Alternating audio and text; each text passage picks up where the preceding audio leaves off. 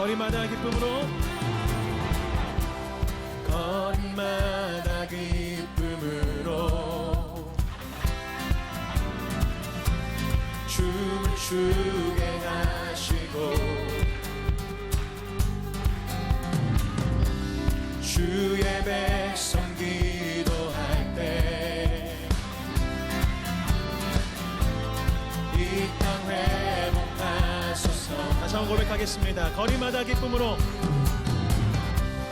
거리마다 기쁨으로 예수의 이름으로 춤을 추게 하시고 주의 백성 기도할 때 주의 백성 기도할 때 이 땅 회복하소서. 산 위에서 대곳까지 우리 찬양 울리네. 하늘에서 열방까지 우리 노래 가득하네.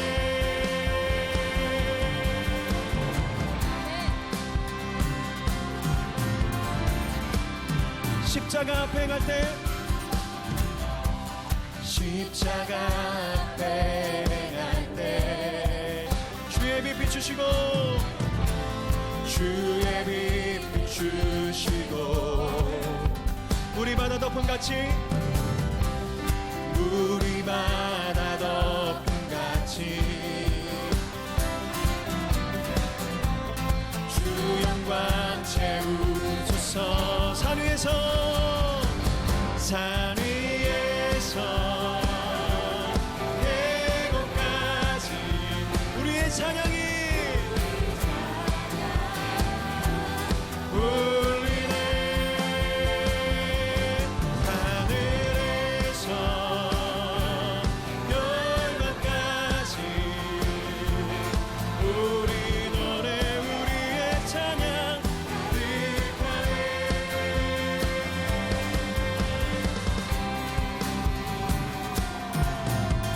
우리 한번 더 고백하겠습니다. 십자가 앞에 갈 때 십자가 앞에 행할 때 주의 빛 비추시고 물이 바다 덮음 같이 주 영광 채우소서. 산 위에서 산 위에서 대곳까지 우리 찬양 울리네. 하늘에서 열방까지 우리 찬양 가득하네. 산 위에서 산 위에서 대곳까지 우리 찬양 울리네. 하늘에서 열방까지 우리 노래 우리의 찬양. 우리 한번 더 고백합시다. 산 위에서 산 위에서 대곳까지 우리 찬양 할렐루야 울리네.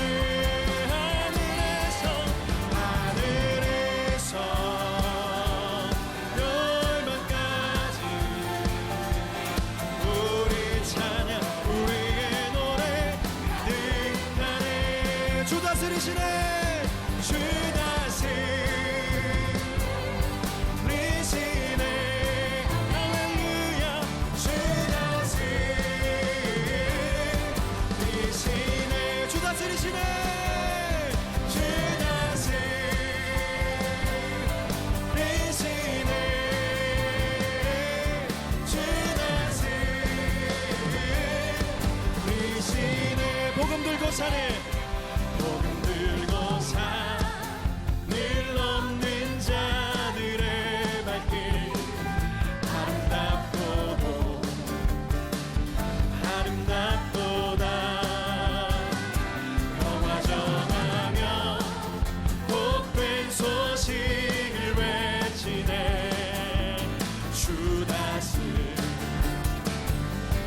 되시네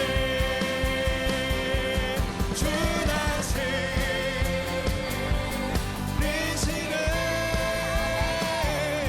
주 다스리시네 주 다스리시네 주 다스리시네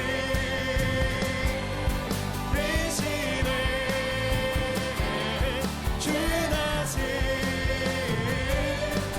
다스리시네 복음 들고 사네 복음 들고 산늘 넘는 자들의 발길 아름답고도 그것이 우리의 발걸음 되기를 간절히 소망합니다. 평화 전하며 복된 소식을 외치네 주 다스리시네 할렐루야 주 다스리시네 할렐루야 주 다스리시네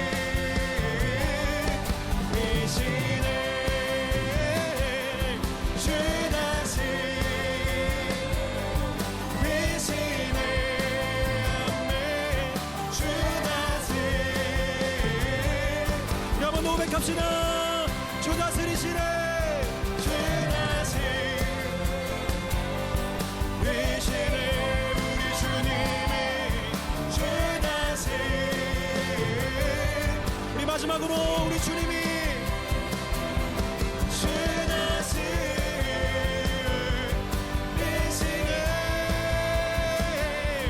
주 다스리시네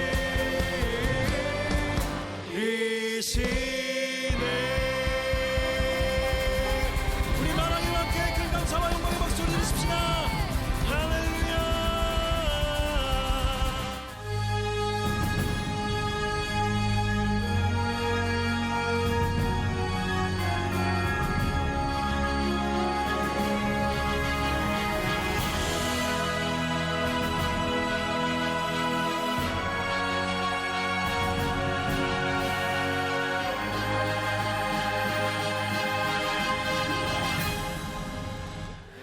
오늘 말씀의 제목은 누룩과 같은 순종의 사람들. 자, 지난주에는 말씀을 듣고 여러분들이 떠오르는 단어 하나만 딱 끄집어내라 그러면 뭐가 떠올라요? 지난주 설교 날 보고 얘기하세요. 무슨 단어? 미랄, 그죠? 미랄에 대한 이야기를 했고 오늘 말씀은 아마 지난주와 연관이 돼서 이 누룩도 같은 의미로 이야기를 할 수 있을 것 같아요.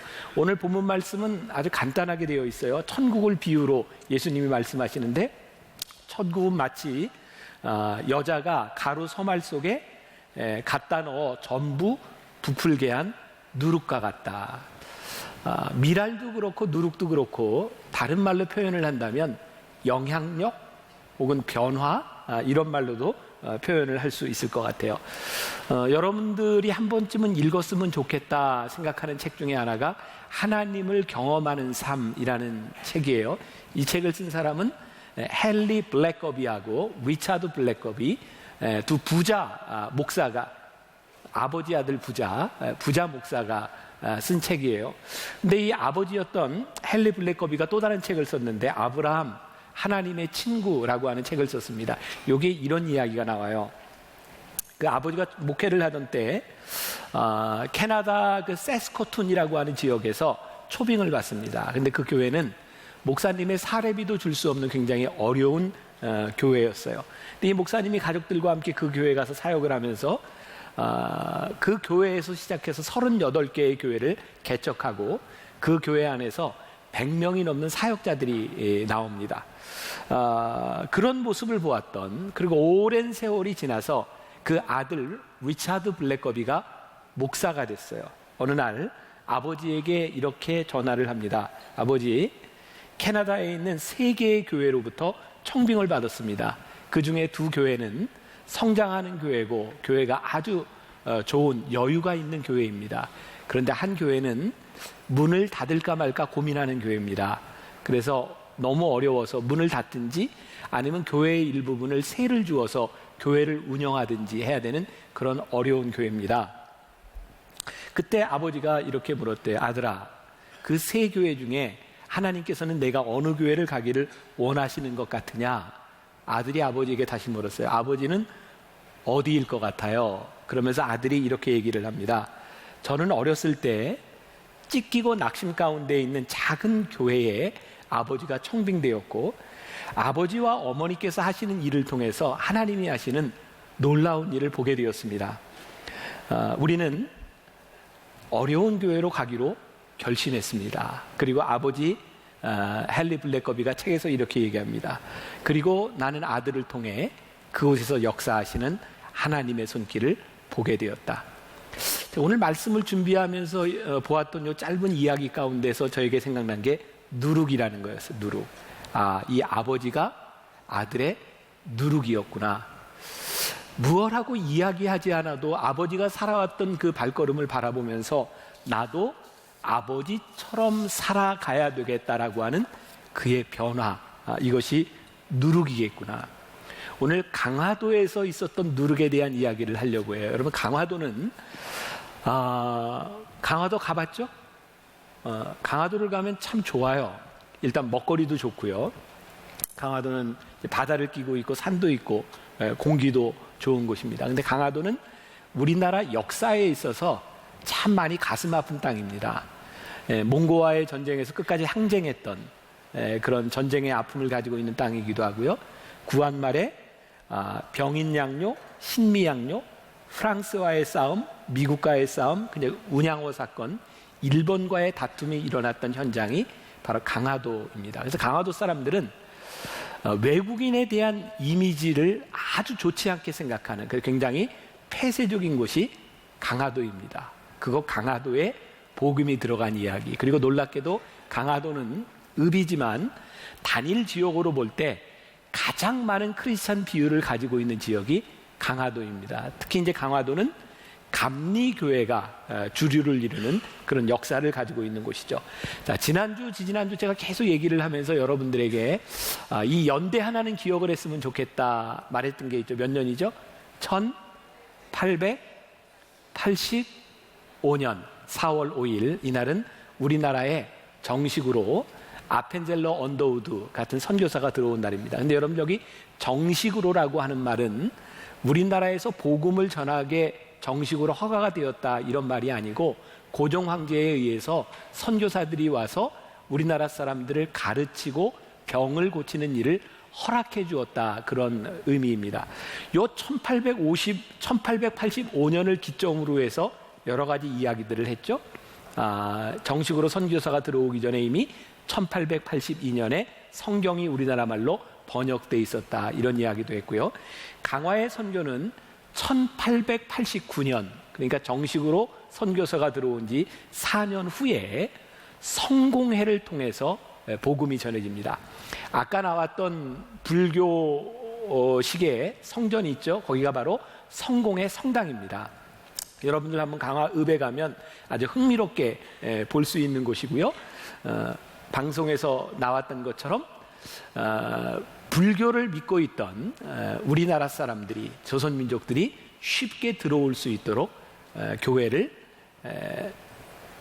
불교를 절처럼 지었던 곳이기도 하죠. 여러분, 1889년 복음이 들어온 지 4년 후에 이제 강화도에서 복음이 이제 전해지기 시작하는데, 어느 곳이나 마찬가지인 것 같아요. 지난 몇 주 동안 우리는 우리나라에 들어와서 선교를 아주 잘한, 바람직한, 굉장히 좋은 선교사들의 이야기를 많이 들었잖아요. 그런데 그런 일만 있었던 게 아니라 우리나라에 복음이 들어오면서 갈등도 많이 있었어요. 대개 선교사들과 그 선교지에서 일어나는 갈등들은 뭐냐면, 선교사가 열정을 가지고 와서 들어오는데 그들의 문화와 상황들을 잘 이해하지 않고 내 열정으로 복음을 전하면서 갈등들이 생기는 경우가 많았어요. 그래서 좋은 그런 우리들이 이야기를 들었지만, 또 다른 한 측면에서 보면 그 서양 사람들에 대한 거부감을 주는 일들도 많이 일어나게 되죠.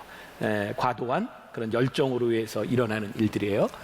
그런데 이 구세군이, 이 성공회가 처음 들어와서는 이 성공회 사람들은 굉장히 좋은 이미지로 강화도 사람들과 연관을 맺게 됩니다.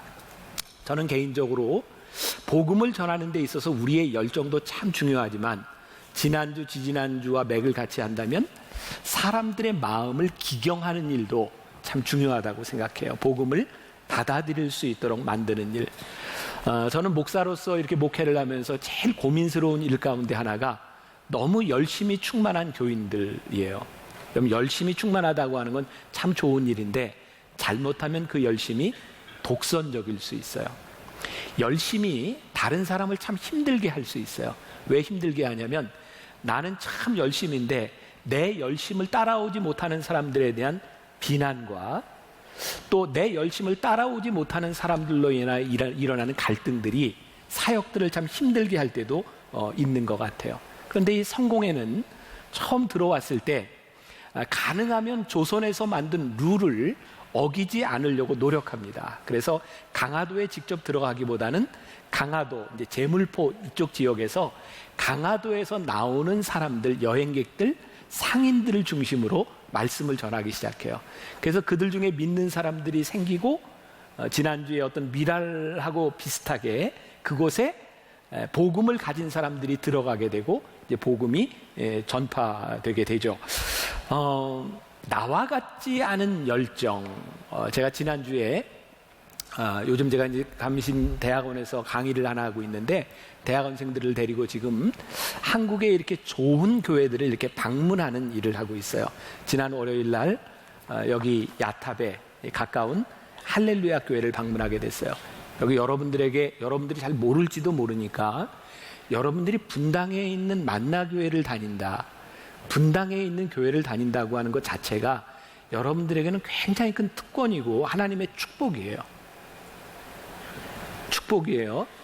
왜냐하면 우리 교회를 이렇게 두고 이야기하는 게 아니라 분당에는 참 좋은 교회들이 많아요. 여러분들 주변을 둘러보면 꼭 만나교회를 오지 않아도 어느 교회를 가도 신앙생활을 잘 할 수 있는 교회들이 많아요. 소위 좋은 교회라고 하는 이야기는 제 표현으로 얘기하면 좀 건강한 교회일 수 있어요.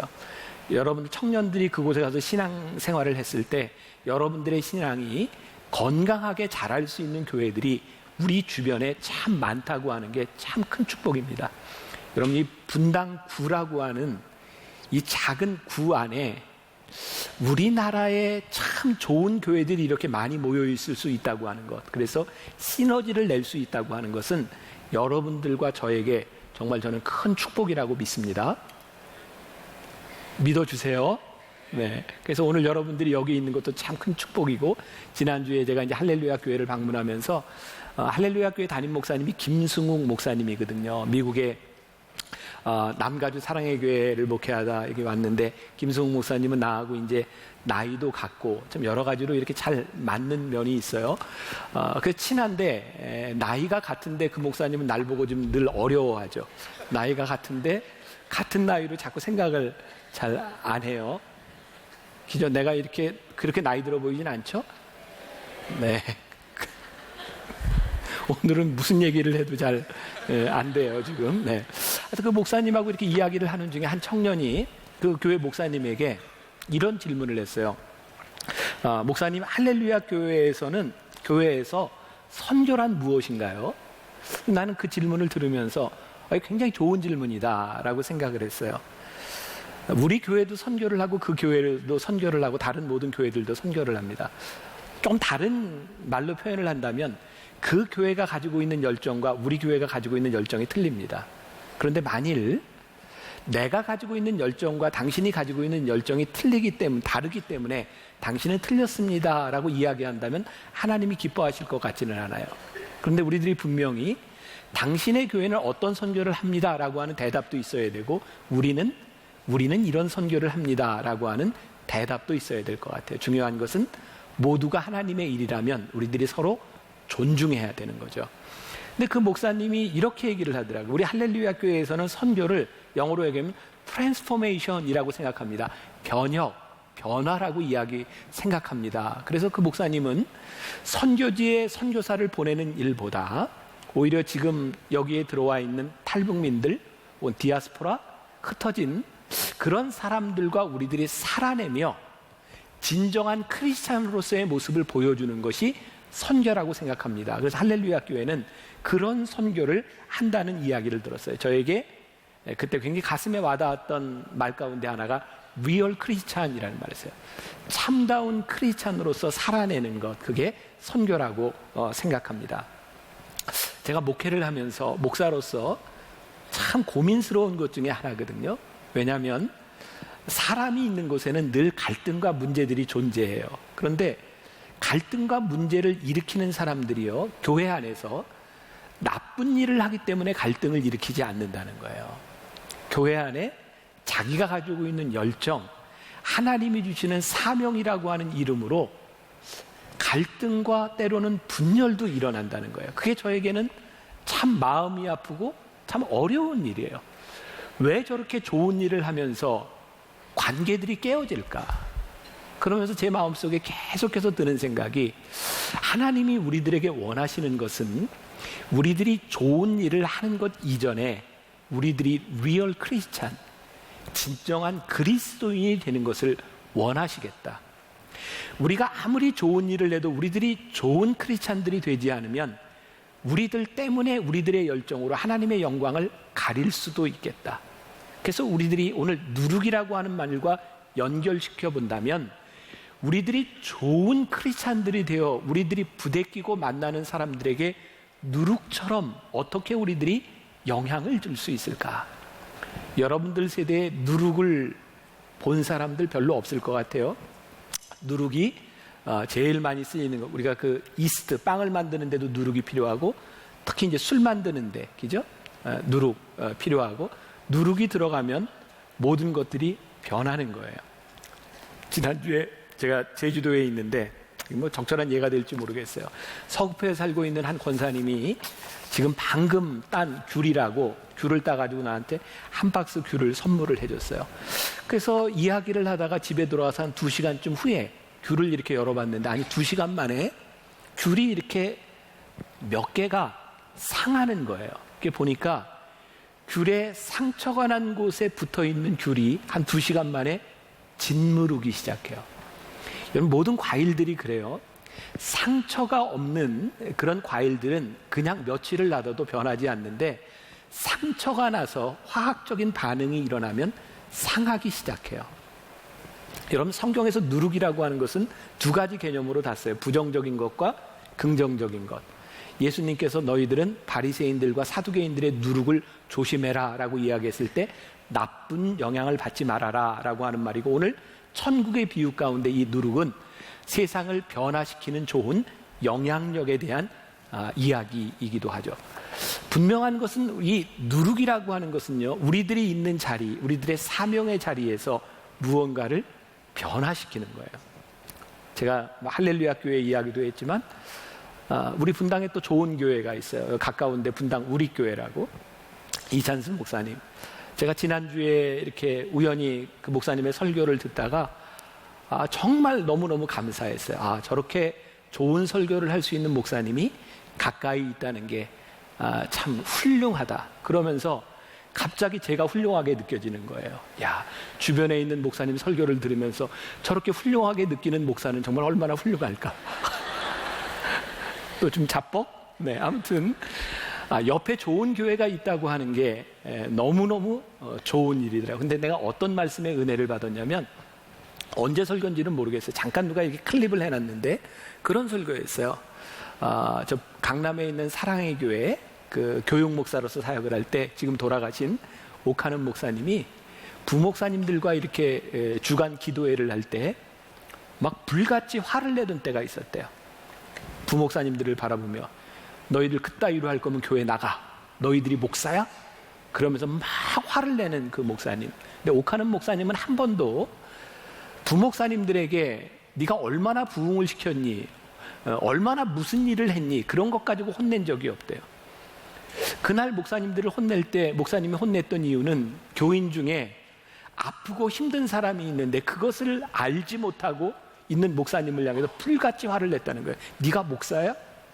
지금 교인들이 얼마나 힘들어하고 있는지 그것도 알지 못하는 게 목사야. 그러면서 눈물이 글썽글썽한 그 목사님의 그 호통을 들으며 목사님이 무섭다, 목사님이 못됐다라고 하는 것이 아니라 저게 목회자의 마음이구나라는 것을 느꼈다는 거야.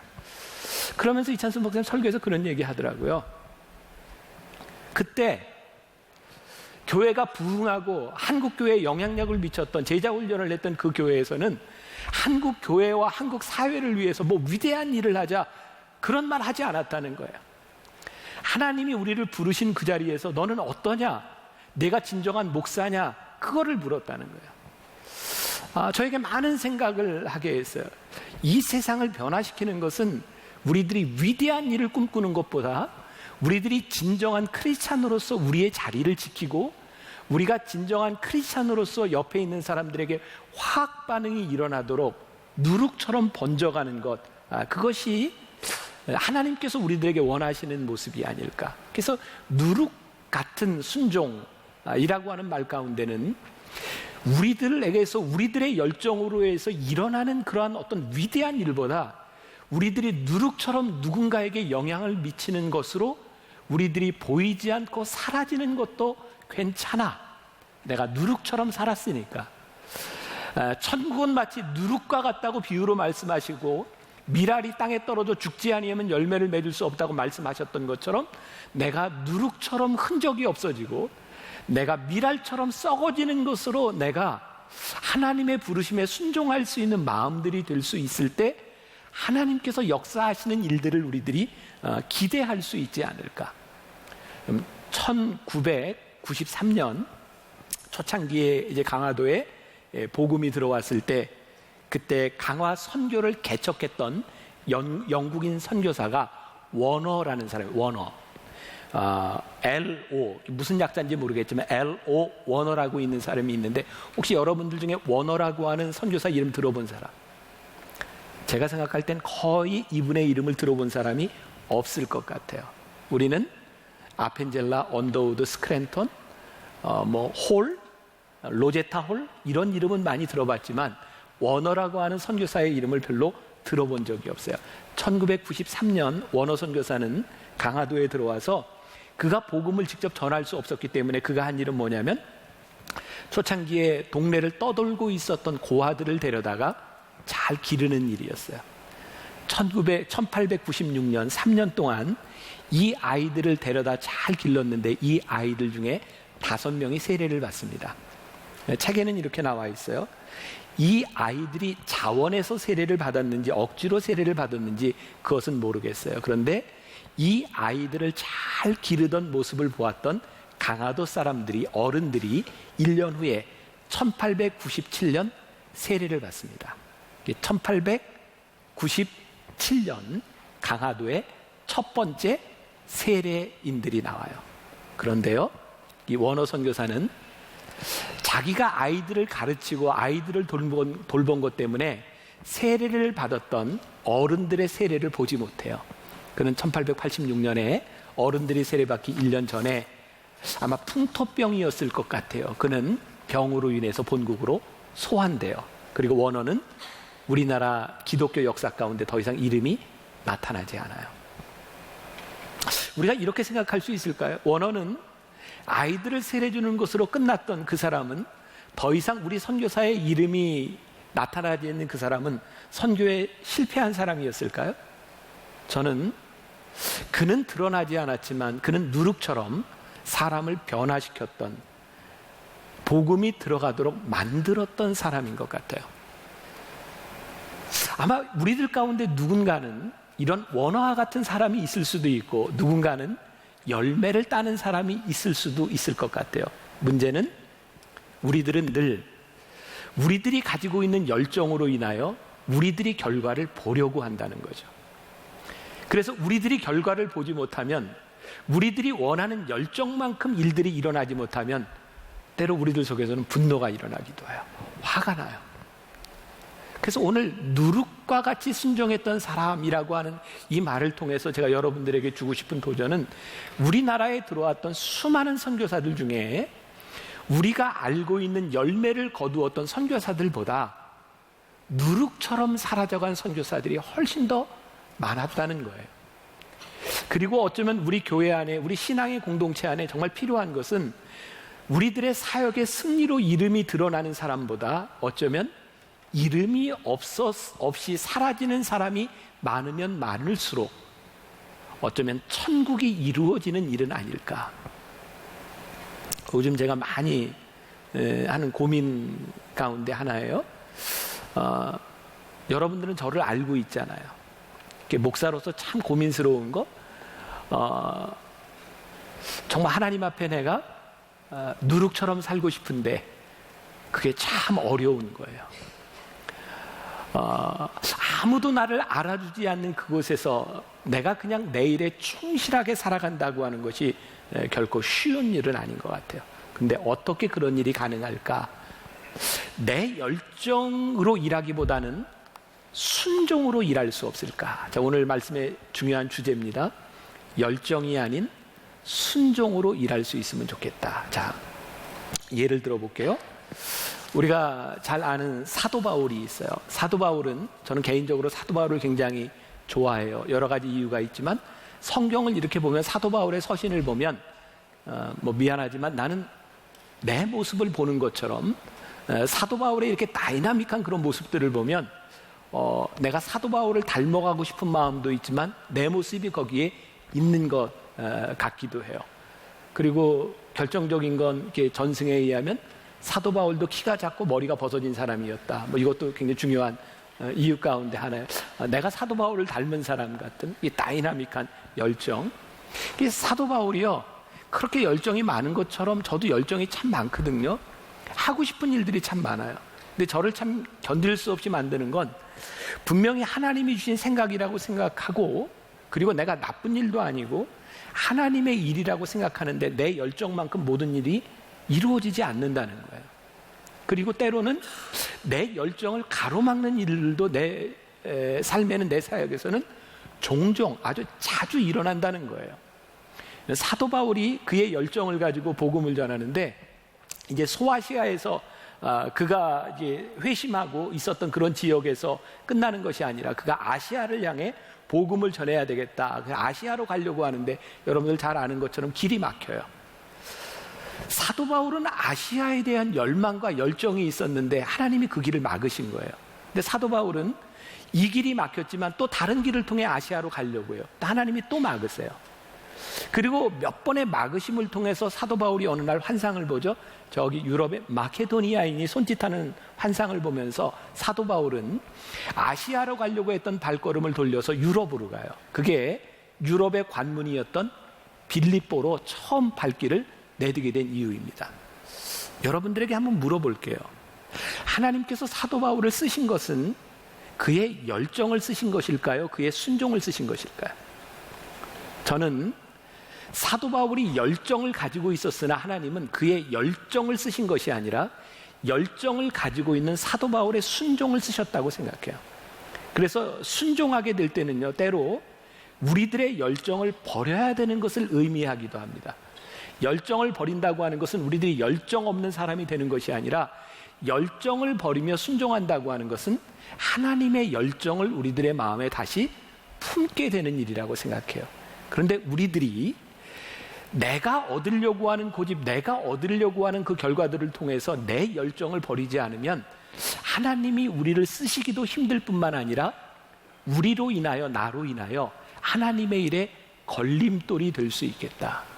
그래서 우리가 하나님의 사람으로 살아가는데 이 열정과 순종 사이에서 우리들이 늘 물어야 될 것이 있다는 생각을 해요. 자, 또 중요한 것이 있어요.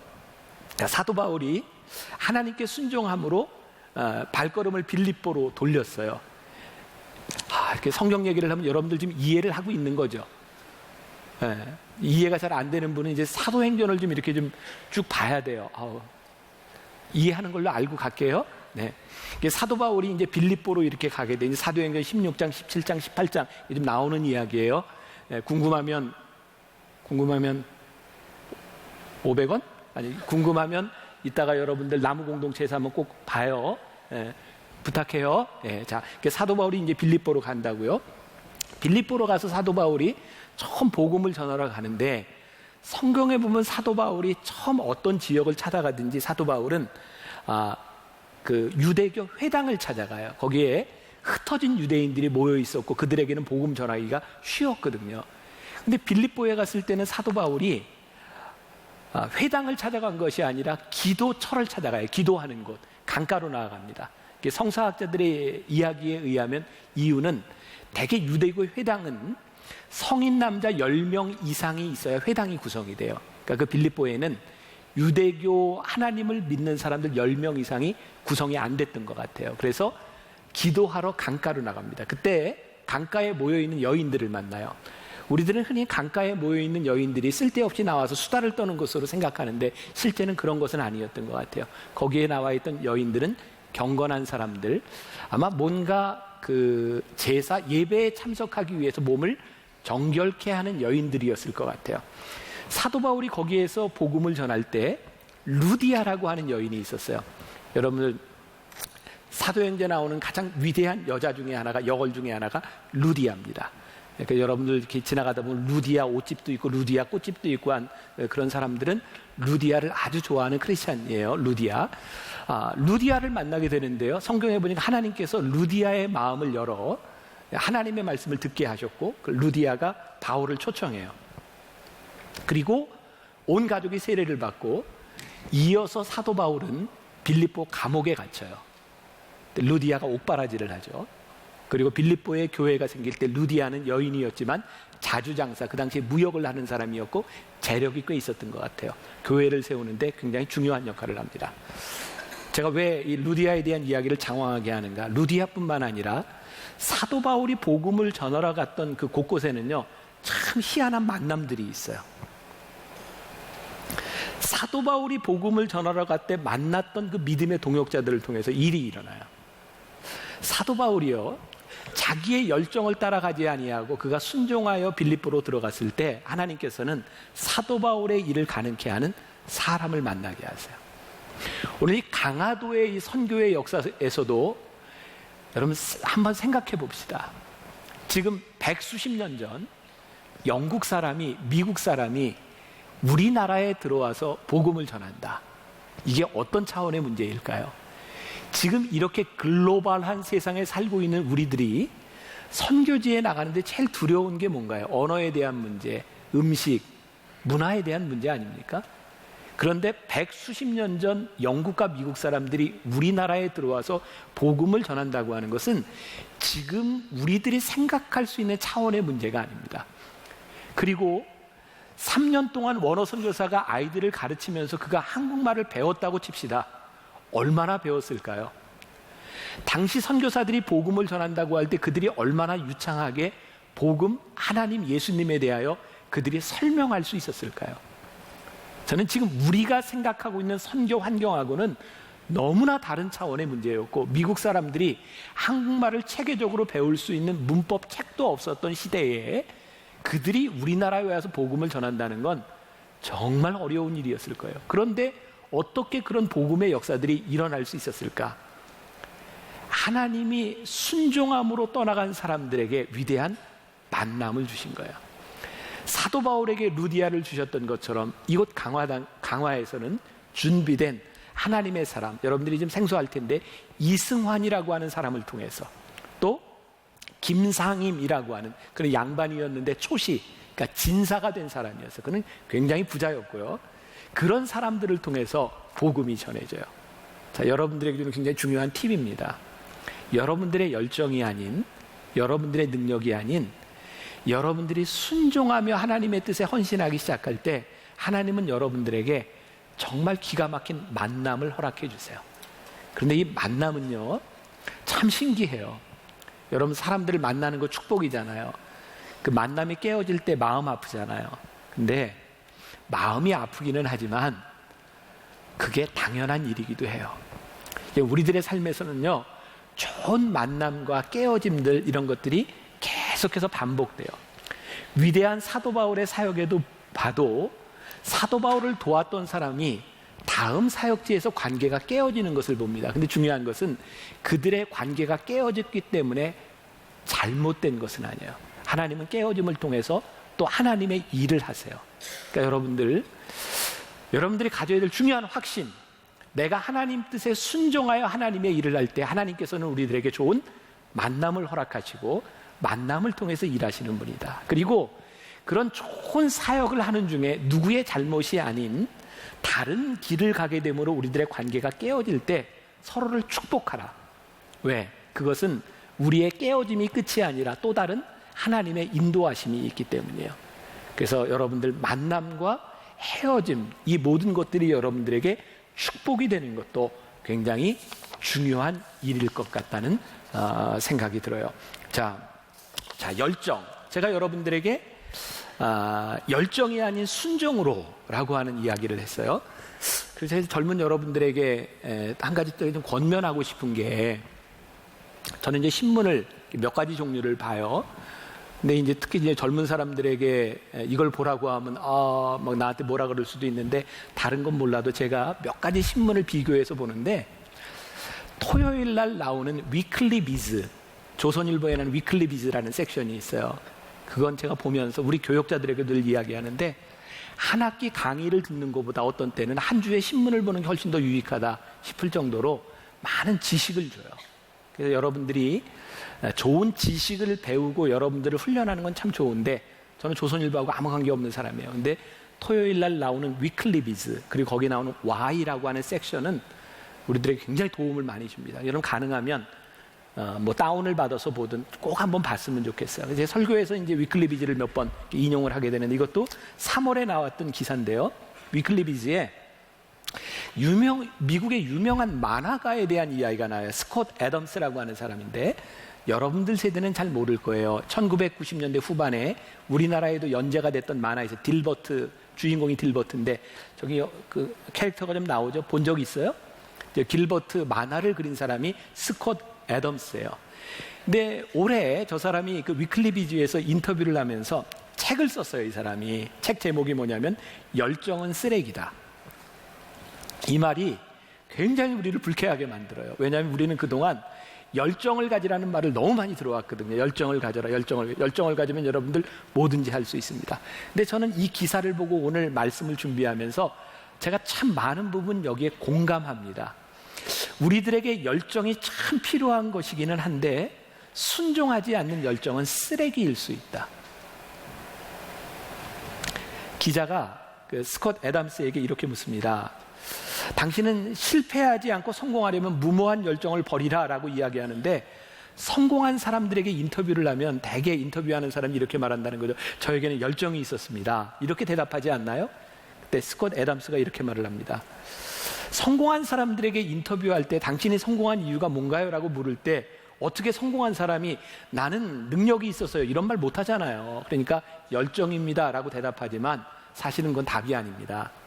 그러면서 미국의 아메리칸 아이돌스라고 하는 우리나라의 그 요즘 뭐죠? 그런 프로그램이 있죠. 그걸 뭐라 그래요? 뭐 슈퍼스타 K처럼 이렇게 아메리칸 아이돌이라고 하는 그 프로그램을 예를 들면서 거기에 나오는 수없이 많은 그 아메리칸 아이돌들이 모두가 열정으로 똘똘 뭉쳐 있다는 거예요. 그런데 마지막에 우승하는 건 한 명이라는 거예요. 누굴까요? 재능 있는 사람. 절대로 열정으로 우승하지 못합니다. 그건 재능입니다. 이렇게 얘기를 해요.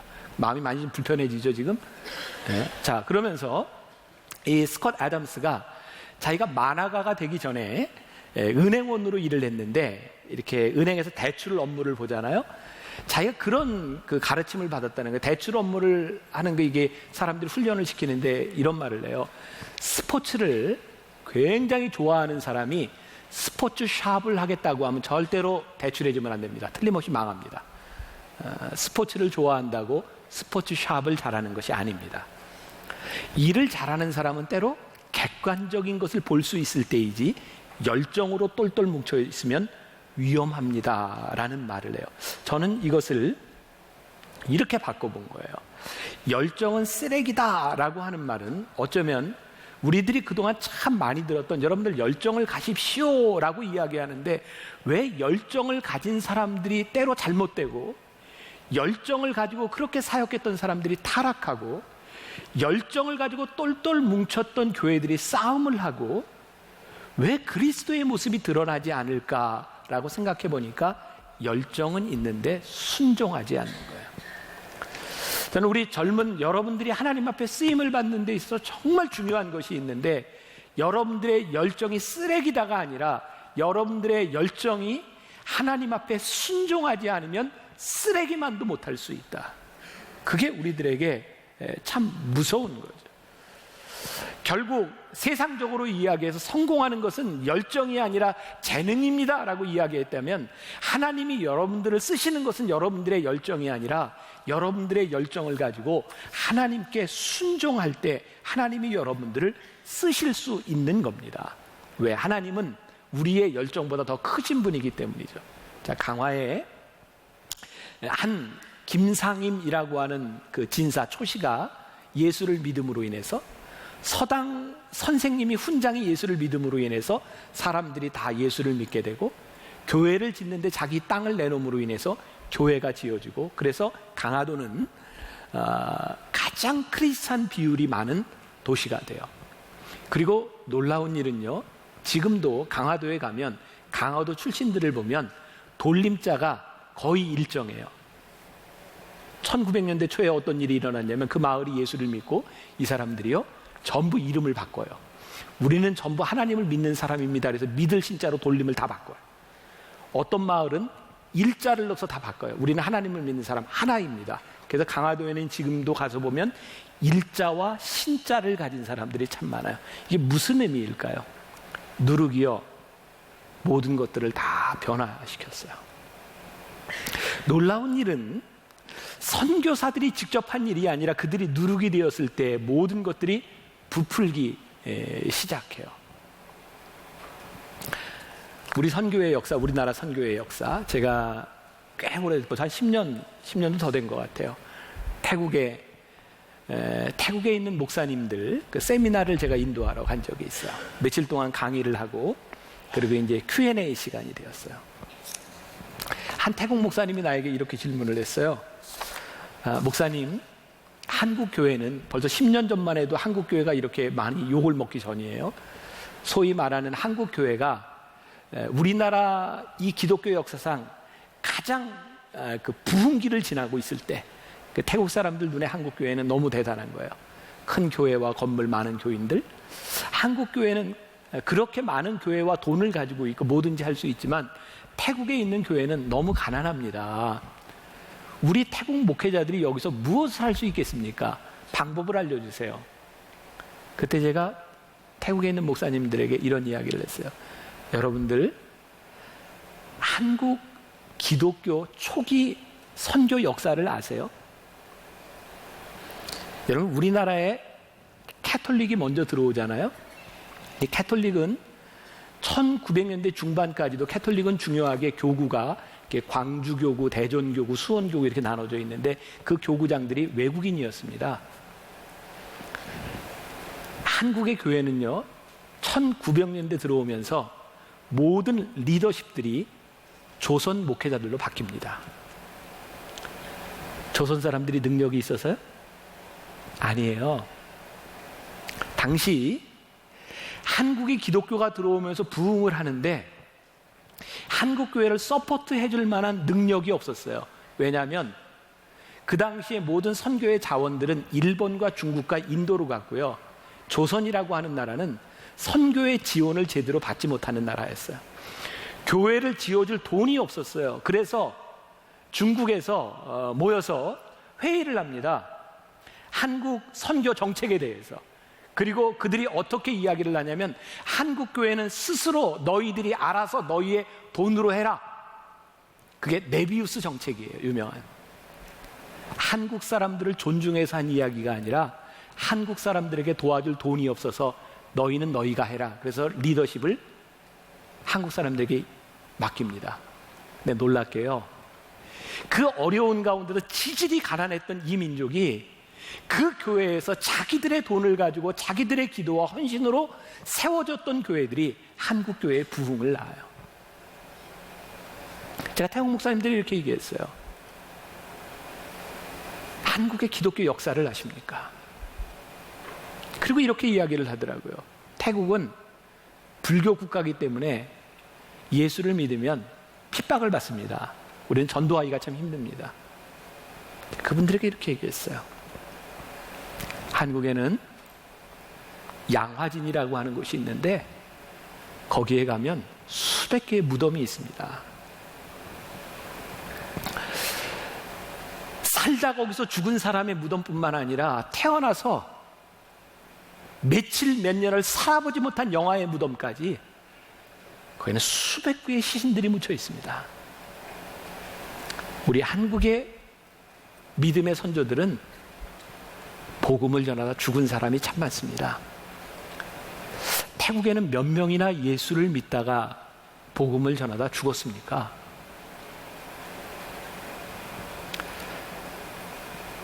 제가 요즘 참 곤혹스러운 것 중에 하나가 저희 교회도 어느 정도 규모가 있다 보니까 제가 어른 예배 때도 이야기했는데 이번 한 주간만 저에게 메일을 통해서 문서를 통해서 이렇게 도와주십시오라고 요청한, 제가 얼핏 아침에 계산을 해보니까 이번 주에만 도와달라는 액수가 한 5억 정도 돼요. 제가 무슨 수로, 우리 교회가 무슨 수로 그렇게 다 도울 수 있겠습니까? 근데 도와달라고 하는 사람들의 그 요청들이 마음을 참 불편하고 무겁게 해요. 왜냐하면 그분들에게 그분의 사역은 제일 중요한 사역이고 그분들의 열정인데 단지 돈이 없기 때문에 만나교회에서 도와주면 우리가 될 수 있습니다. 근데 우리가 그것을 다 할 수 있는 능력은 없어요. 그리고 어떻게 보면 어떤 표현에 의하면 만나교회가 이렇게 우리를 도와주지 않는 것은 하나님의 일을 외면하는 것입니다. 이런 그런 뉘앙스를 이렇게 보일 때 목회자인 저는 참 힘들고 당혹스러워요. 아마 저는 우리 교회에게 주시는 거룩한 부담이죠. 우리가 도움을 구하는 교회가 아니라 누군가의 도움을 이렇게 많이 바라는, 이렇게 도와줄 수 있는 교회가 된 건 분명히 축복된 일이지만 우리들이 할 수 있는 일은 한정되어 있는 거예요. 그리고 제 마음속에 이런 고민이 생겨요. 하나님, 저분에게는 저렇게 뜨거운 마음을 주셨는데 왜 저에게는 그 뜨거운 마음이 들지 않을까요? 그러니까 어떤 곳에는 우리 교회도 같은 마음이 드는데 어떤 곳에는 같은 마음이 들지 않는 것도 있는 거예요. 그게 마음을 참 무겁게 하는 거죠. 그런데 오늘 이렇게 말씀을 준비하면서 하나님께서 저에게 주신 마음이에요. 그래, 너희 교회가, 네 교회가 모든 것을 할 수 있다고 하는 것도 교만이고 내가 안 하기 때문에 무엇이 잘못되다고 생각하는 것 역시 교만이고, 하나님은 도움과 돈으로 일하시는 분이 아니라 우리들에게 주시는 일에 대한 순종으로 일하시는 분이다. 그렇다면 우리들이 앞으로 살아가는 날 동안 우리들이 할 수 있는 일도 있고 우리들이 할 수 없는 일도 있고 또 그 열정으로 인하여 우리들이 힘들 때도 있고 기쁠 때도 있고, 가장 중요한 것은 무엇인가? 우리들을 부르신 그곳에서 우리들이 누룩처럼 살아갈, 그리고 우리들이 순종할 준비가 되어 있는가를 하나님께서 우리들에게 물으시는 것은 아닐까? 히브리서 11장을 우리가 믿음장이라고 불러요. 히브리서 11장을 한번 집에 가서 쭉 읽어보세요. 거기 믿음의 사람들에 대한 얘기가 쭉 나와요. 히브리서 11장 32절부터 34절까지에 보면 믿음으로 승리한 사람들의 이야기가 나와요. 믿음으로 나라를 이기기도 하고 의를 행하기도 하고 약속을 받기도 하며 사자들의 입을 막기도 하며 불의 세력을 멸하기도 하고 믿음으로 승리한 사람들의 이야기가 나와요. 근데 바로 그 다음 절에 가면 믿음으로 어려움을 당한 사람들의 이야기가 나와요. 믿음 때문에 어려움을 당하고 채찍질을 당하고 돌로 치는 것과 톱으로 켜는 것과 시험과 칼로 죽임을 당한 사람들의 이야기가 나와요. 근데 히브리서는 이렇게 얘기해요. 이런 사람들은 세상이 감당하지 못하느니라. 믿음의 두 가지를 이야기하더라고요. 믿음으로 이긴 사람과 믿음으로 끝까지 지킨 사람. 이 둘이 다 믿음이다. 이렇게 이야기를 해요. 어떤 분이 페이스북에 그런 글을 썼더라고요. 왜 한국 교회는 신년이 되면 매번 축복성회만 합니까? 우리 한번 극복성회도 좀 합시다. 왜 우리들은 특별 기도회를 할 때마다 축복 기도회만 하고 극복 기도회는 하지 않습니까? 이기는 것이 믿음이고 견디는 것이 믿음이고 또 축복을 소유하는 것도 믿음이고, 중요한 것은 우리들이 하나님 앞에 철저하게 순종하며 누룩 같은 삶을 내가 천국을 이루기 위한 누룩이 되겠다고 하는 마음이 우리들에게 있을 때 하나님께서 우리를 쓰실 수 있는 것이 아닐까. 여러분들도 느끼겠지만 교회는 불완전한 공동체예요. 많은 사람들이 모여서 자기 일을 하며 자기의 열정으로 인하여 틀린 것이 아니에요. 다른 것으로 인하여 서로를 힘들게 할 때가 참 많이 있어요. 아마 이런 일들이 교회가 존재하는 한 끊이지 않을 것 같아요. 그러나 우리들이 이 일을 위해 고민할 수 있어요. 그리고 나의 열정이 아닌 하나님 앞에 순종하기 위하여 우리들이 한 번 더 무릎을 꿇고 하나님 앞에 기도할 수 있어요. 제가 오늘 젊은 여러분들에게 부탁드리고 싶은 거예요. 열정은 쓰레기다. 어떤 열정이? 하나님께 순종하지 않는 열정은 쓰레기다. 하나님께 순종하는 열정을 하나님께서 누룩처럼 쓰신다. 여러분들이 속한 곳에서 여러분들이 누룩처럼 리얼 크리스찬으로 정말 변화의 역사를 만들어낼 수 있는 그런 사람, 여러분들의 이름이 기억되지 않아도 여러분들을 통해 이루실 일들을 기대할 수 있는 그런 믿음의 사람으로 살아갈 수 있기를 주님의 이름으로 간절히 축원합니다.